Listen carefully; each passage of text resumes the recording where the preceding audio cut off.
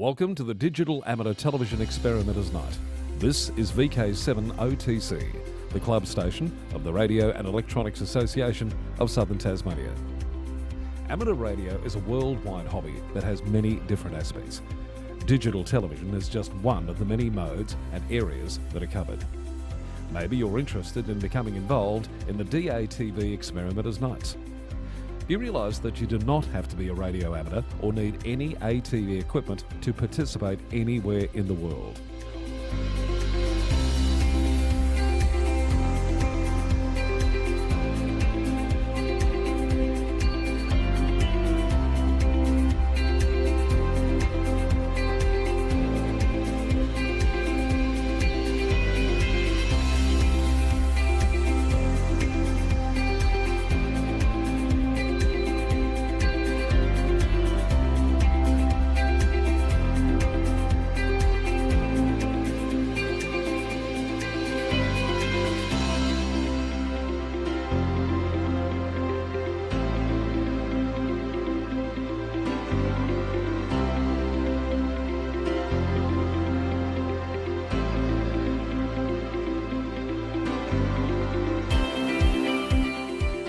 Also participate on the night by coming up to the Queen's Domain club rooms. Yes, right on top of the Queen's Domain in the heritage-listed Coast Wireless Station. You never know, we might get you in front of the camera or behind doing one of the many roles during the night. We get underway with our program on a Wednesday night from 7:30 p.m. local time. We'll see you soon. This is VK7 OTC.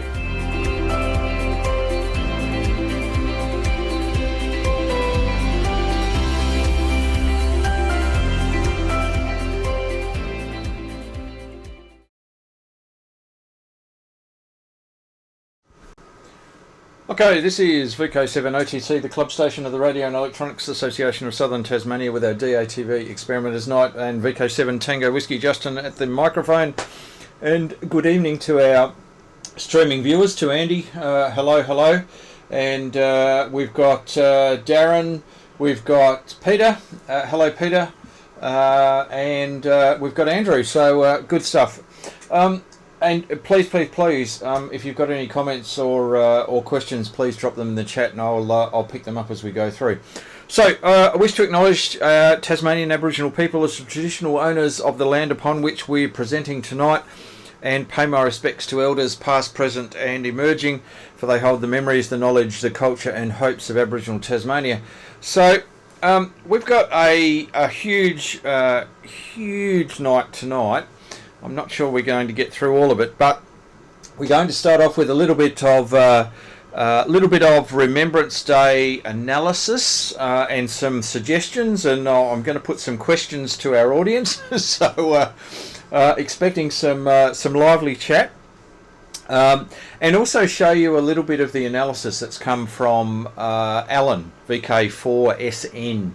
The VKLogChecker does some fantastic statistics that are very enlightening, very enlightening. So we're going to go into those and show some of the things that those statistics are actually telling us.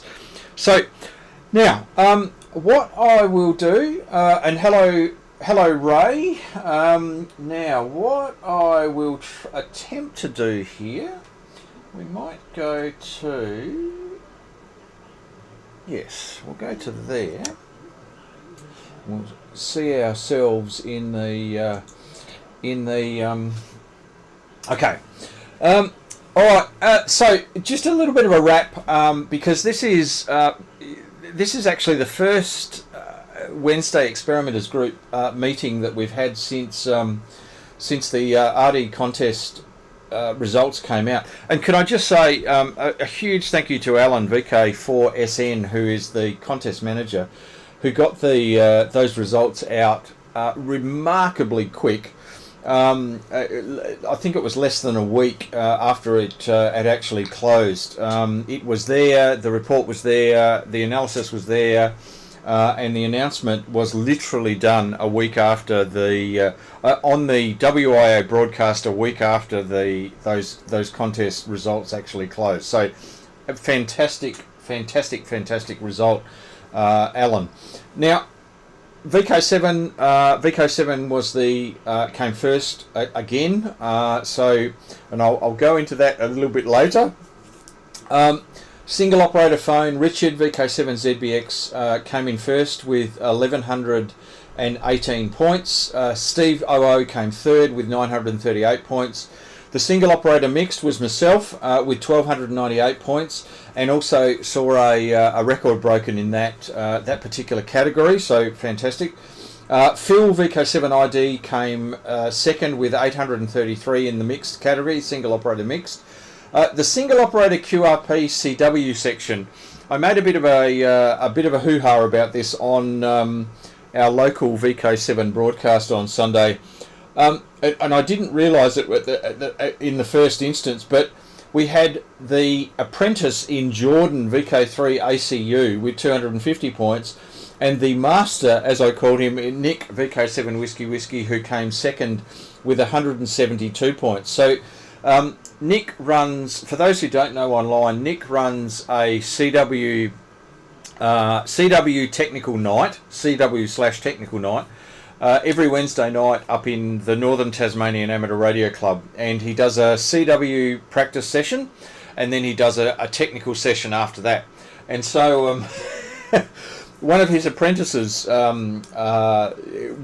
Jordan VK3 ACU, who came first, and then the Elmer or the master, however you want to put it, came second with 172 points. They were the only two in the QRP CW section, and there is a fantastic picture of Nick sitting in front of his World War II equipment that he was operating, and unfortunately he was the only one who operated, or at least made it clear, let Alan know that he was operating World War II equipment during the contest. I really think there probably should be some bonuses for people who operate World War II equipment. Now the multi-operator single radio section was the Channel Menshed VK7 CMS, who came first with 616 points, and that was Gary JGD, Bob BS, Larry VK7 WLH, VK7 TK, VK7 DID, and Greg VK7 GM. So congratulations to the Channel Menshed team. The team section was taken out by Toot Woo, which is TO, TW and OO, which came first with 2,625 points. And in second was the Team Cronies Plus One, which is ZBX, ZMS and HH, with 2321 points. So fantastic. Now, the sad thing though, and I'll go into a bit of analysis about this in a sec, log submissions overall were down by 19% in 2024, which is a bit sad. Approximately 1,033 people actually participated in the contest, but only 195 logs were submitted, including 4 paper logs. And so that was a total of 28,660 QSOs filled in the log, submitted, and with an average score of about 222. Now, I'll go into that in a bit more detail shortly, but I just think 1,033 people participated and 195 people decided they were going to put in the log. I think that's a bit sad. And in fact, some of the states, if they were to raise their participation rate and get those logs put in, would be challenging VK7, I suspect. So yeah, it's how do you get people to submit their logs? Now, there was a logging issue, and I thank Peter VK7PD for letting me know about this and raising this. And there was a little bit of discussion on a few social media sites about this. If you used VKCL for logging and you made a RTTY contact, an RTTY contact, it logged it in the Cabrillo file as a CW contact, not an RY or a RTTY contact. The Cabrillo code for RTTY was RY. Now, if you used VKCL, it logged it as a CW contact. If you used N1MM, then it actually logged it as a RTTY contact. Now, the problem occurred up north that I know of between VK7PD, Andrew, VK7AW and Mike, I think it's Mike, VK7MAT, who were making RTTY contacts. But Mike was using M1MM and Peter and Andrew were using VKCL. So in the contest, when their logs were submitted, the contacts that Peter and Andrew made were both CW contacts, because that's what VKCL converted it to, whereas Mike's logs actually were correct with a RTTY contact. But Mike was penalised because his RTTY contact didn't correlate with his corresponding CW contact with Peter and Andrew, which were actually RTTY contacts. So there were quite a number of points lost because of that, and it is a VKCL issue. Alan VK4SN actually makes a comment in one of his emails that the sooner we move to N1MM, the better. So that's the N1MM logs much more accurately. So that was one thing that came up in relation to it. Now, I'll just one of the things that I've got here. Here we go. So if you go to VKLogChecker, I'll just go backwards a step here. Back. Can I do that? Oh, maybe not. Hang on. Let me just. Okay, if you go to VKLogChecker, this is what VKLogChecker looks like. www.VKLogChecker, exactly the same place you uploaded your log to.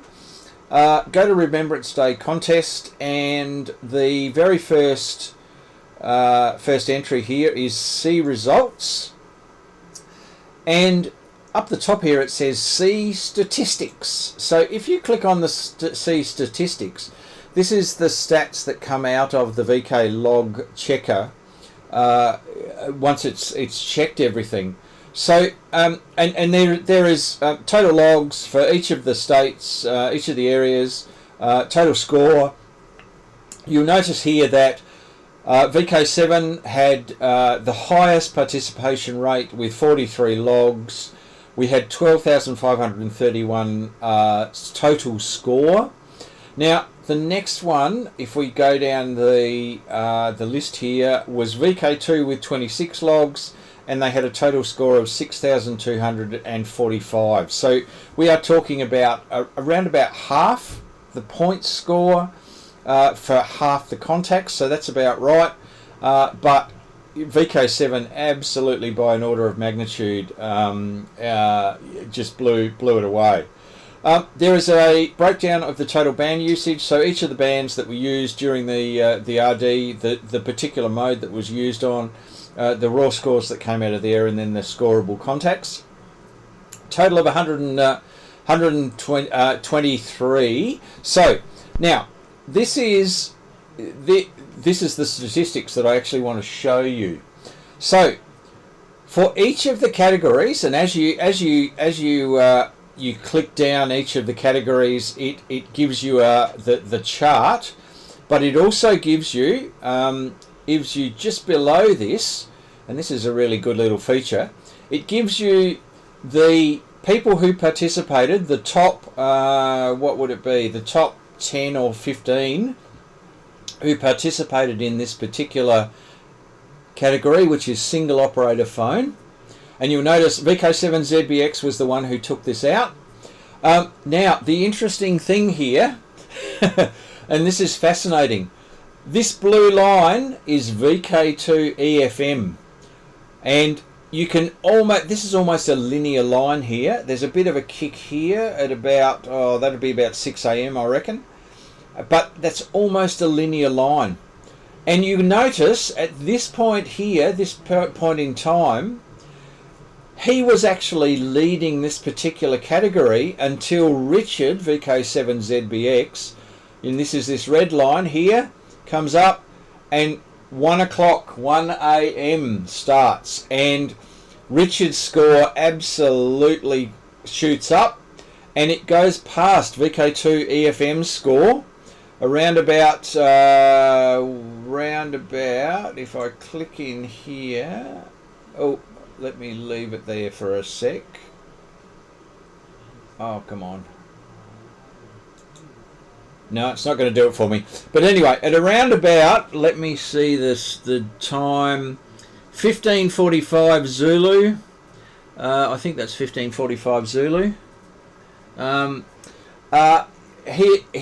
Richard's score absolutely goes past VK2 EFM's.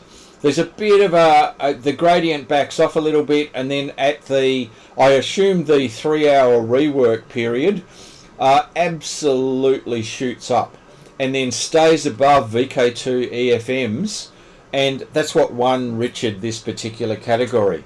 So absolutely fascinating bit of charting there, and you can see this is points scored over time in 15-minute segments, and VK, this is when you go into the 1 a.m. and this is the rework period before the 6 a.m. So you can see there's two peaks where most of the points were scored. Now, if we go into the single operator CW section, very similar. It's interesting. This is fascinating. VK2GR, which is this top red line here, was the winner here, and VK4JJ is the next one. VK2EZF is the next one. Now you'll notice overnight, so this is the sort of the midnight to the 6 a.m. sort of period. Most of these, in fact all of them, apart from VK2EZF, who actually was working CW when the 1 a.m. started, they all, I suspect, went to bed because it absolutely flat, which means there were no CW, or very few CW operators around. So it absolutely flattens off in that triple time, in that triple points period, which just this is where CW contacts, and especially CW contacts on 160 and 23 centimeters and above, get you a lot of points. They get you 12 points a contact. Now, single operator mix. This is fascinating. So, this is the category where I actually won. Now, you'll notice right up until the start of that 1 a.m. period, I was neck and neck with VK2 PW. And you can see we literally, that gradient of both those lines is the same. And we get to this point, this 1 a.m. period, and we are neck and neck.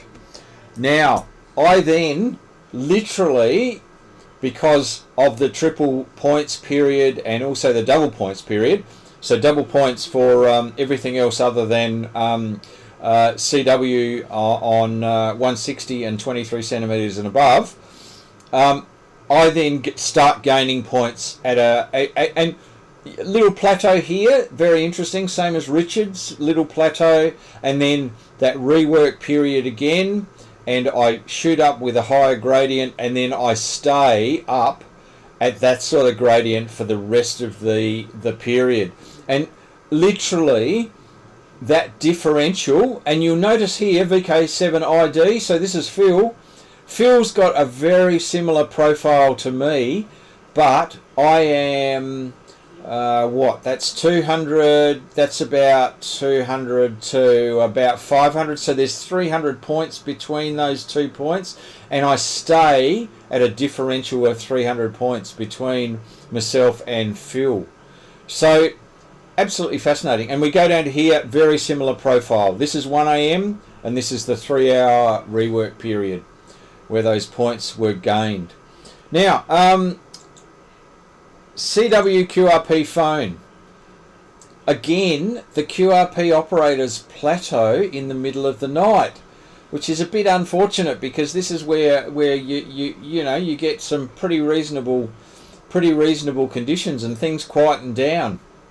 And the profile says the same thing. During those periods, there's a bit of a peak in the middle there, but it settles down overnight. Now, single operator QRP CW. So this is Jordan and Nick here. If we go, Jordan and Nick are the only two in here.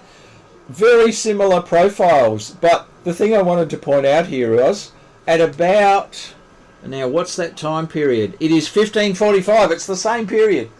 At 1545, they were actually neck and neck, and Nick was at about the same points level as Jordan was, and then Jordan takes off, gets some more contacts, takes off again. Nick plateaus, then takes off again, plateaus, then and Jordan had a bit of a kick. So this is the sort of gradient that you see down here, right at the end of the contest. So Jordan really bumped his score up right at the end of the contest. So yeah, and you can see there's quite a few peaks here. Given there's only two people here, this is peaks and troughs. Single operator QRP mixed. There was only 3 people in this particular one, and you'll notice VK2R, I think, operated until about midnight, and then I reckon went to bed. Just plateaued. Absolutely killed it in the first part of the contest. And then I suspect didn't work anybody else after that. Now, multi-operator single transmitter. This is CMS. CMS, very similar profile to the others. You get to 1 o'clock, 1 a.m., and they absolutely killed it with points. And then there was the rework period, and they absolutely killed it and increased that differentiation between themselves and VK4BA. And you can see big peak at that 1 a.m. period, and then that rework 3 hours later. Now the multi-multis, very similar profile. So these, the key takeaway here is, if you can work that 1 a.m. to 6 a.m., that's where you make that your points, and that is where you can differentiate yourself from the rest of the pack. You absolutely kill it. So I'll just go back to our comments here. Ray Bronson, hello Bronson. Ron, good evening. Now Ron, I think we've got, just let me check here. I think we've actually got the RF signal going out, I think. If not, I've just fixed it. So if you can tell me whether you've got an RF signal, that would be fantastic. Good evening to Gary. And Gary was one of the CMS operators, so fantastic. Hello, Gary. Good to have you on. And David, VK7DBX, good evening. And Ken, from all the way from Christchurch. So ZL4KENZ. Love it. And great that you and Margaret can come across to the conference. Got a bit of a promo about that shortly. So now let me go back to my notes here. Now I did a bit of an analysis of over back to 2017 of suggested improvements for the RD contest rules. So we've been having a little bit of a discussion on our Discord channel around what sort of improvements could we possibly make to get that participation rate up. That's one of the things, but also make it easier for other states to actually win the RD. Just grab some tea before it goes cold. Now, so you can see here 2017. So what I've listed here is the total unique participants each year, the total logs submitted, and then the percentage. So this is the percentage of the participants putting in a log. And you can see the average is 24%. There was, I'll just point out 2020, this is interesting, 2020, it was about 29%, but just hold that thought. Because 2020 for VK7 was off the show. And I think it might have been, COVID induced, everyone was inside, contesting was a great inside activity. So just hold that thought. if I zoom down here and go the VK7 participation rate, I then did an analysis of the VK7 participation rate. And so 2017, 36%, not bad. 2019, we absolutely bombed out in 2019 with 17%. But we still won it. So I suspect everybody bombed out in 2019.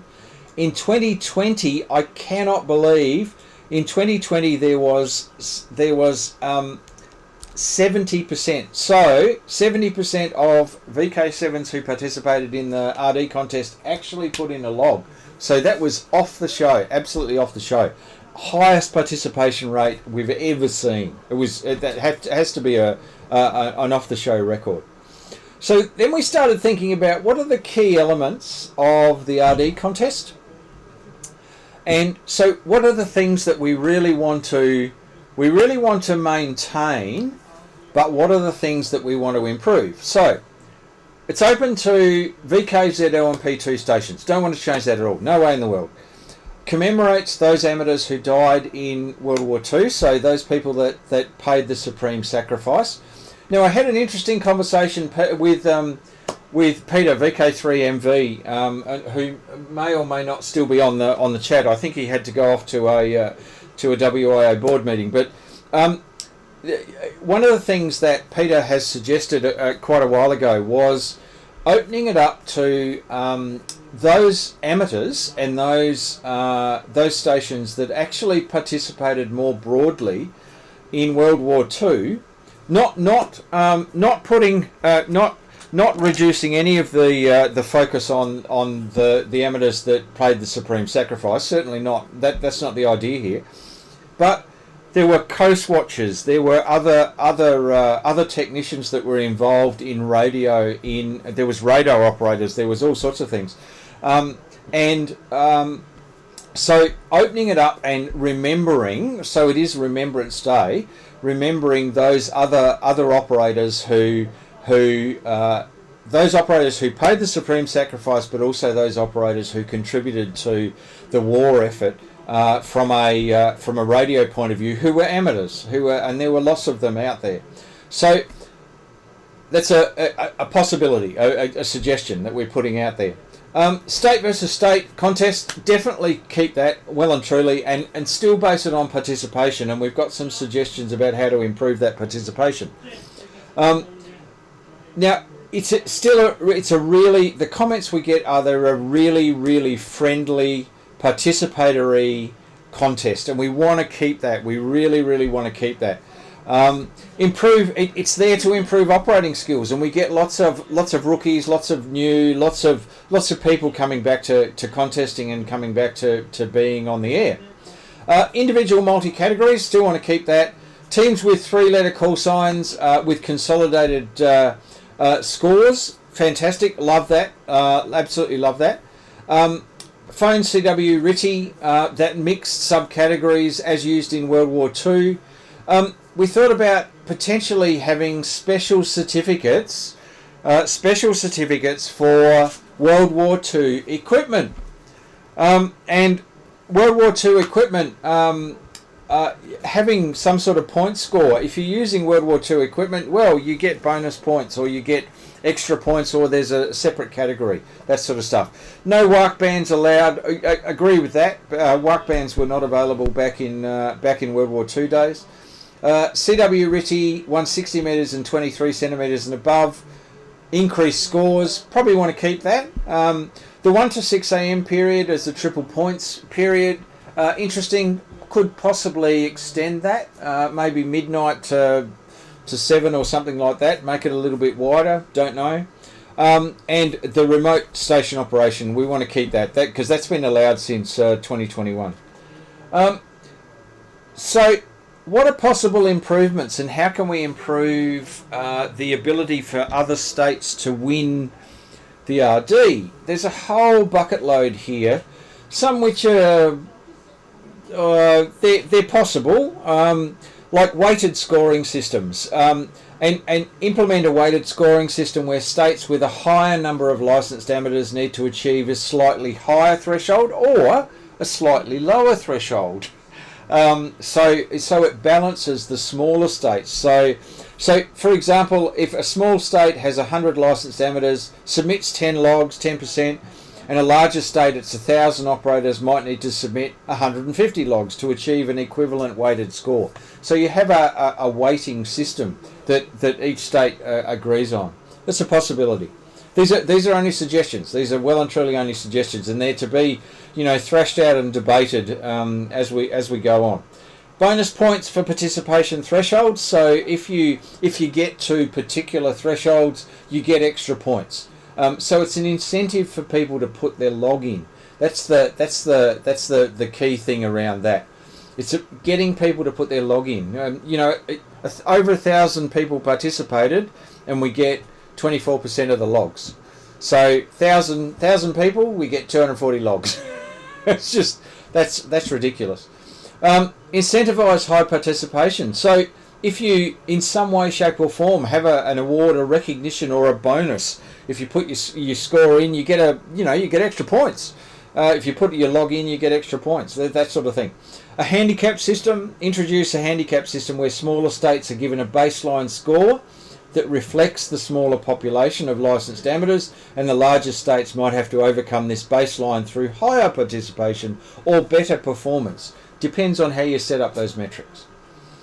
Regional groupings. So consider grouping states into regions or clusters with similar numbers of licensed operators. So this is your legislative council, this is your electoral boundaries sort of stuff, probably open to pork barrelling or whatever else, or not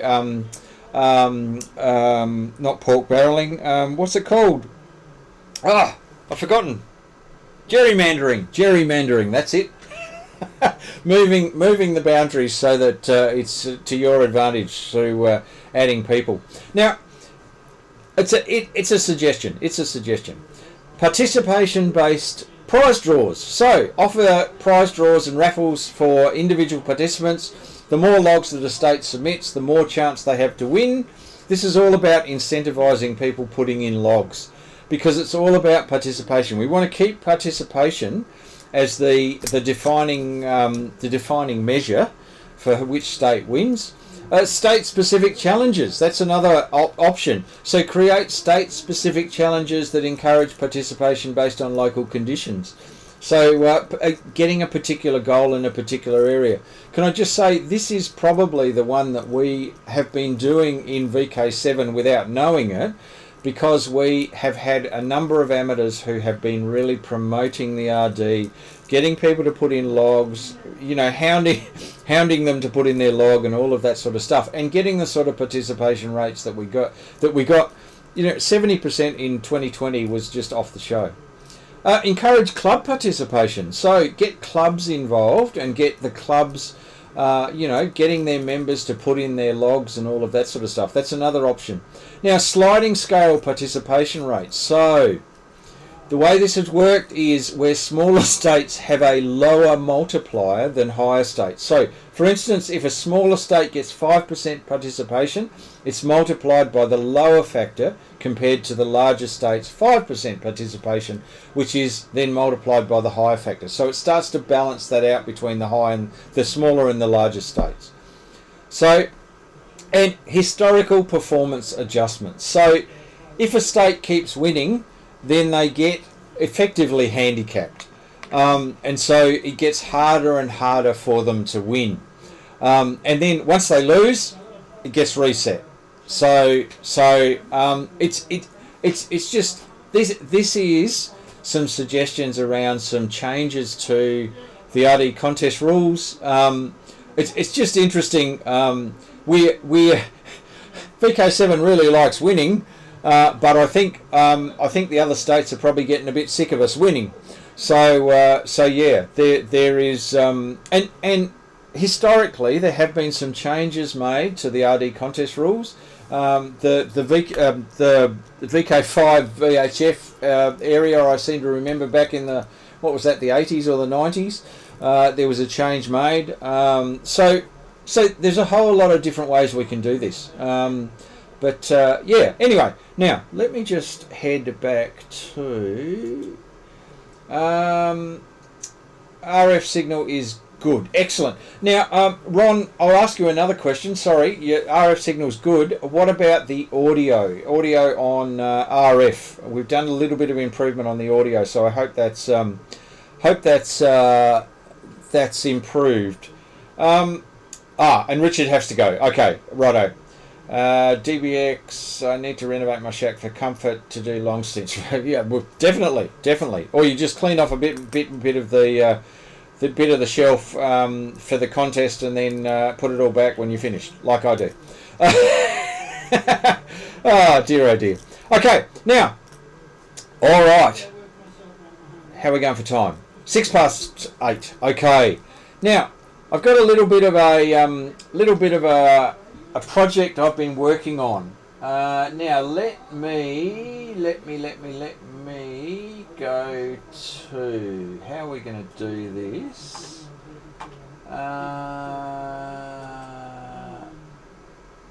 Actually, let's go back here, and then if I go to there, I love it. Okay. So let's go back to here just temporarily. Okay, now Chris VK7CDW put me on to, I think it was on AliExpress or one of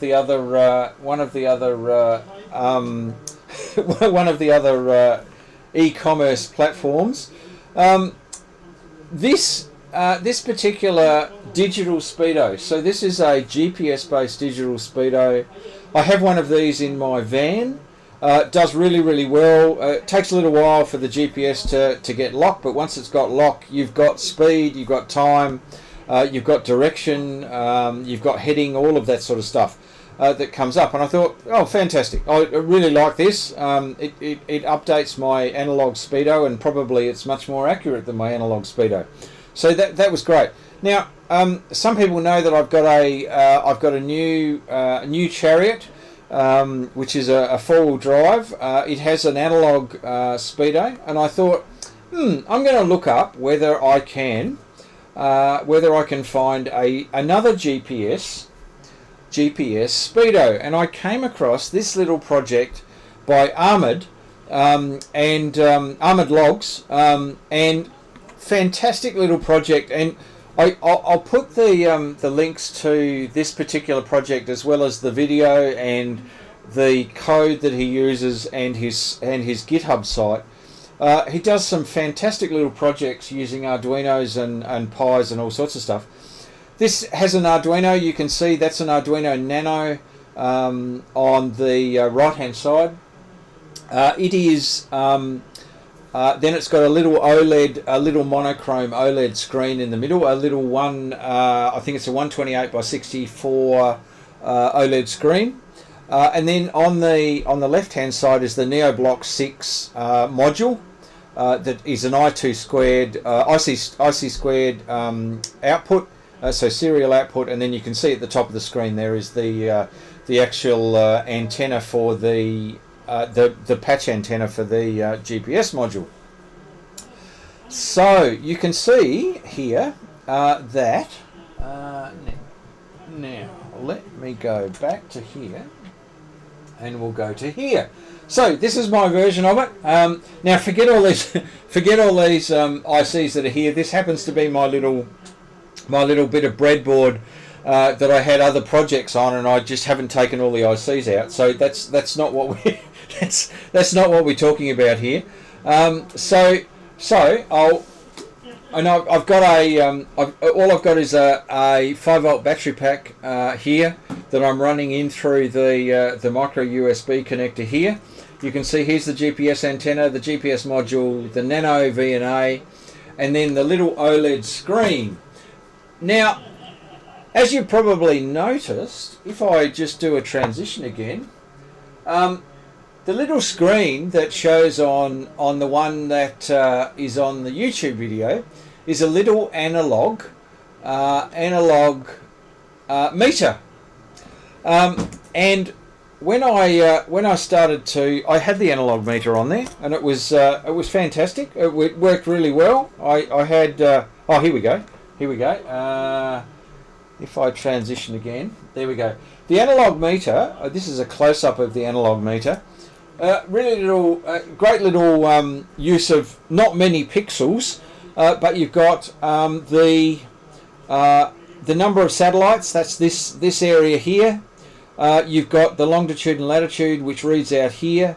You've got UTC, which reads here. You've got the speed in a digital form, and you've also got a analog meter, which goes from 0 to 200 kilometers an hour. And then up in this top right-hand corner, you've got your heading that appears once you start moving. So that's great, but it's quite the reading and being able to read off what it's actually saying is quite small. So what I did was got into the code, did a few changes to get rid of the analog speedo, and in getting rid of the analog speedo, I increased the size of the digital readout up here, and put a little kilometers per hour down the bottom here, so you know it's kilometers per hour.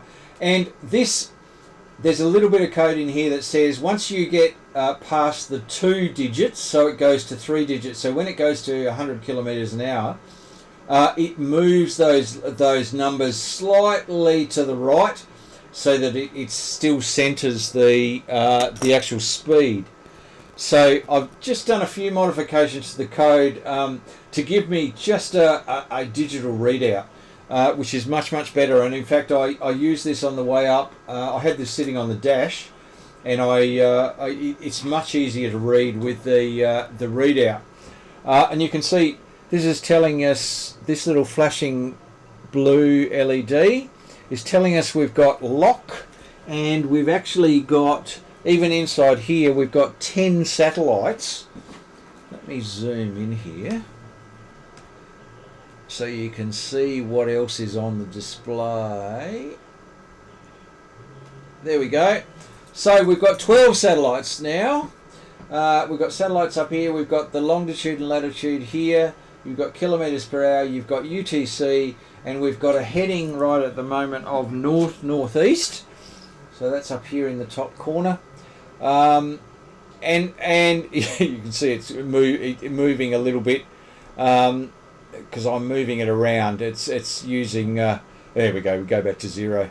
But anyway, that's a little project. Now I've got a PCB that I've made up that puts all these things together on a little a split level PCB, and I've also got a 3D printed case that the PCB slides into. Let me go back to here, and change to there. Okay, so I've got a little PCB. It uses, I've just got some notes here. It uses the 3 Arduino libraries. So there's the U8G lib, which is the OLED display. Now, one of the things that I have experienced with using that particular library, there are a bucket load of fonts that are available to you using that library. However, some of the bigger fonts actually take up quite a bit of memory. And so when you select the bigger fonts and you go to do a compile, you find that the memory in your Nano runs out real quick. So the size of the font that I've got there, which I think is 30 pixels, I think it's 30.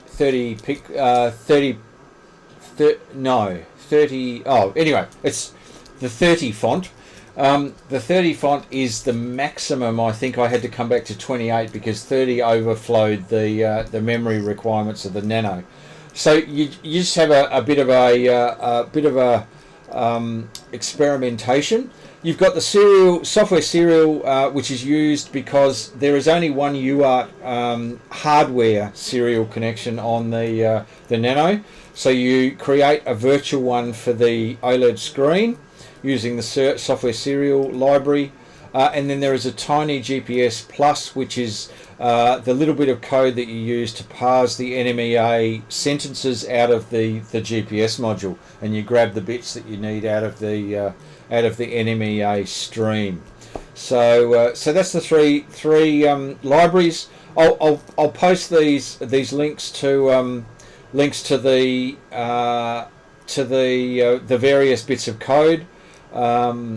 And I'll post somewhere the modifications that I've done to the code to put just the digital on there. But anyway, and there'll be a 12 to 5 volt converter with the micro USB power source that'll go into the back of the box, and yeah, it's going into the four-wheel drive to give me a digital readout and a slightly more accurate speedo. Now, okay, I'll just go back to just having a look.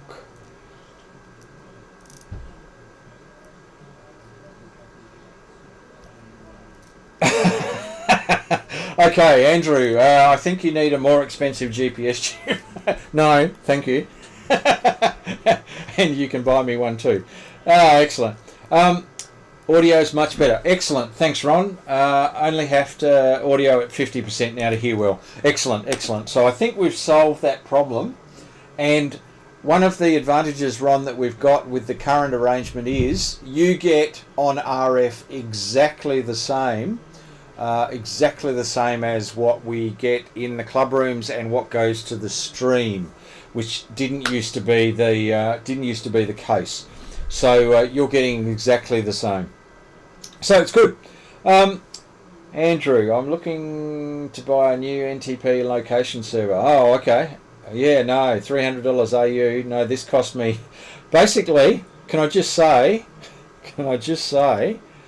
this arrangement here, all up, for this module, the GPS module, and the OLED display, I bought 2 lots to make 2 of them. Cost me less than $60, I think, even shipped. So I was pretty impressed with that particular arrangement. So I think I'll leave you, Andrew, to buy your much much more expensive GPS module. Thanks very much. Now, okay. 8:18. Okay, so let's do a transition. Okay, promo for the Tassie Hamicon. The Hamicon program has been released. The preliminary program has been released. So, and I'll scroll down here. So, this is the preliminary program which will be going up on the website in the next day or two.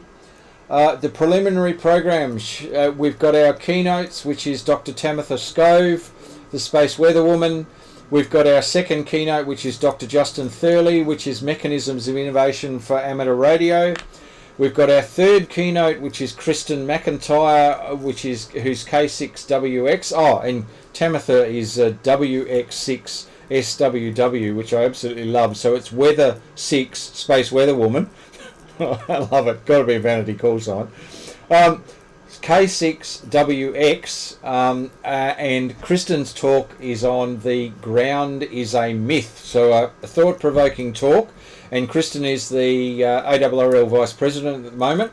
We've got Rex, VK7MO, with his novel propagation. We've got Murray, VK7ZMS. If it works, it's not stupid. I love it. Love that. Now this next one might change. You'll notice that this is subject to change, might change, but we've got something on the World Radio League, maybe. We've got Martin Luther, the future of contesting, so a bit of a look back and a bit of a look forward into the future. Kyle Krieg, AA0Z, remote ham radio using Flex Radio and Node Red. We've got lunch. We've got then Justin Thurley, Mechanisms of Innovation in Amateur Radio. We've got David Minchin, who's giving us an update and fresh talk and some announcements on 122, 134 and 241 gigahertz communications, which is off the show. The 241 gigahertz communication is just off the show. We've got a quiz in there, so a bit of a quiz before you head off to afternoon tea. Then we've got Marcus, amateur radio and cyber security on the modern internet, so looking forward to that. Phil Waite, VK2 ASD on EME, EMF, EMC and high power. So this will be a fascinating talk. And also the WIA has an announcement at the end of the day. So that'll be a bit of excitement at the end of the day for everyone to go into dinner talking about. We've got Kristen, as we said, grounding is a myth. We've got Marty Nelson about POTA or Parks on the Air. We've got Adam K6ARK. Now this is the Sunday, so this is the Sunday morning. We've got Adam just before morning tea, the quest for miniaturization. We've got Paris, Butfield Addison, VK7 Sin. I love it, Sin and Ak, between him and Mars. AI and machine learning and radio. So this should be absolutely fascinating. And there is some actual demonstrations, hopefully in that particular talk. So that will be a great talk. We've got a panel discussion with the WIA, AREG, Reast and a few others talking about, as a panel and a discussion forum, so they'll open it up to the floor, the secrets of energizing ham radio. So this is, if you are involved with a club or running a club, or you're contributing to a club, this is all the tools that you need to absolutely energize your ham radio in your club. Then of course we've got the raffle draw. Now the raffle prizes are off the show, but I'll feature them on another program. And then we finish off with lunch and then send everybody on their way. So that is the Tassie Hamicon. You'll hear about a bit of a promo on the WIA broadcast this weekend, but that is all about the Tasmanian Ham Radio Conference that occurs at the Sir Stanley Burbury Theatre, UTAS, University of Tasmania, Sandy Bay campus. So there you go. Now, the space weather report. We have a space weather report, and in fact, if it was a couple of days ago, it would be absolutely off the show. We had a G4 geomagnetic event.